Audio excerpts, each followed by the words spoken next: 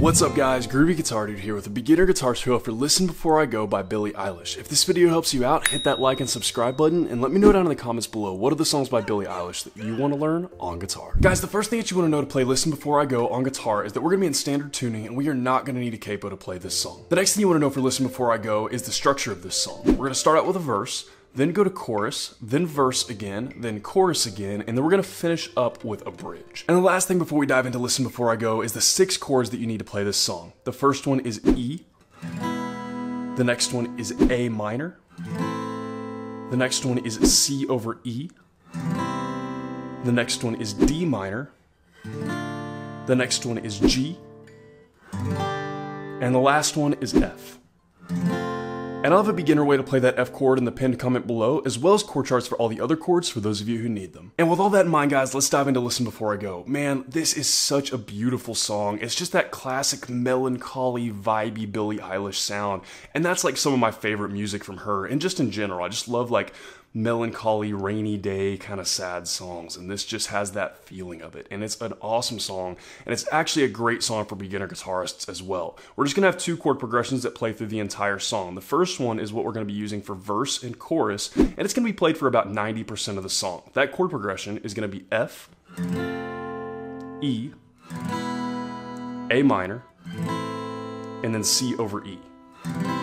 And that C over E is a little bit different actually than the chart that I showed you. What we're going to be doing there, instead of playing the full C over E, which is just a regular C chord, but you're leaving your low E open there, what we're going to do there instead is we're going to take our pointer finger off and leave that B string open. So what you have now is you're going to have an open low E, and then you're going to have a third A, a second D, and then open G, B, and high E. And it sounds like this.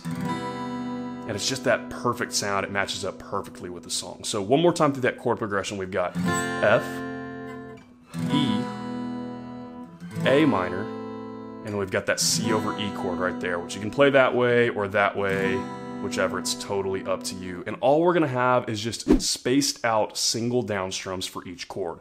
Very, very easy. We're actually gonna have single down strums through the entire song, but just a little demo of that, it'll kind of be like down, down, down,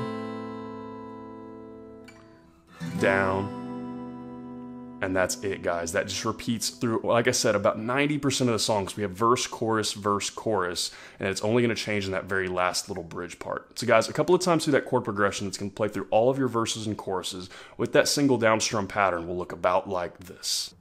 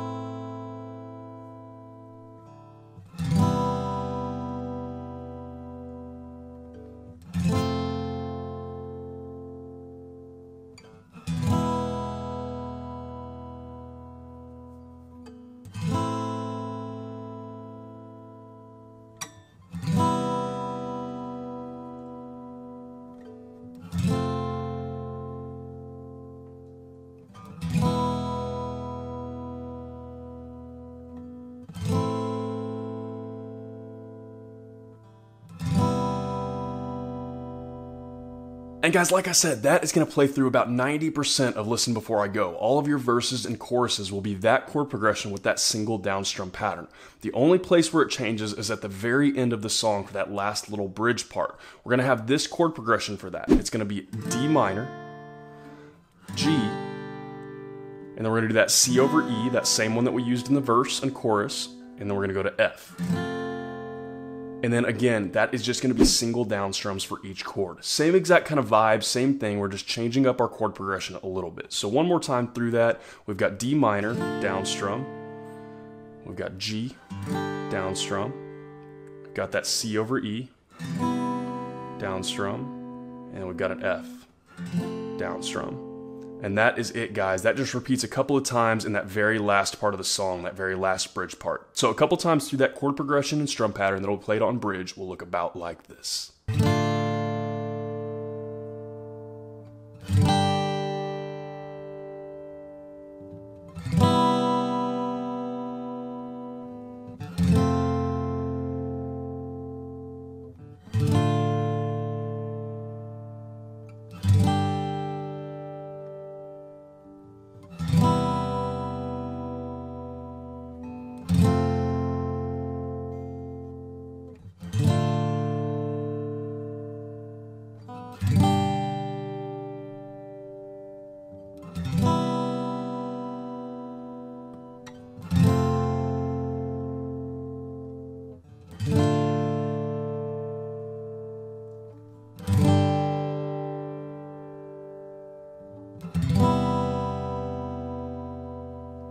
And guys, that is everything that you need to know to play Listen Before I Go on guitar. As always, if you have any questions, you can hit me up in the comments down below. I'm usually pretty quick getting back to those. And again, if this video helped you out, hit that subscribe button. I have about 660 other guitar and ukulele lessons on this channel, and I usually try to post at least 3 to 5 new lessons every single week. So if you're learning guitar or ukulele, there cannot be a more perfect channel for you to check out. If you want to see what song I'm jamming on today, or pictures of my dog, you can hit up my Instagram story at The Groovy Guitar Dude. Link for that will be in the description below. Guys, Listen Before I Go is one of those songs that I've gotten a million requests for. As soon as the album came out, I've probably gotten like over 100 requests for this song, and it's only been out for maybe like a week and a half or something like that.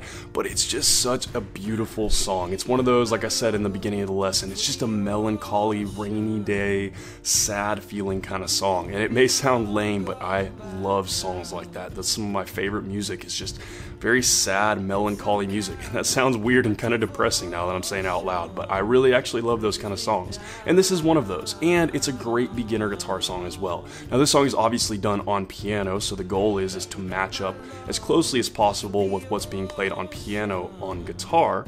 So what we're doing is we're just adapting that to guitar, but really all we have is those 2 chord progressions. We have the one that's playing through all of the verses and choruses, which is most of the song, and then we have the bridge chord progression, which just plays at the very end. But both are beautiful and both are actually very beginner friendly. Like I said, the only tricky part about that might be the F chord. If you don't quite have that down yet, you can definitely use the beginner F that's going to be in the pinned comment below. But guys, I had a lot of fun learning this beautiful song. I hope you guys have a lot of fun learning it as well, and I hope you have a wonderful day. I'll see y'all soon.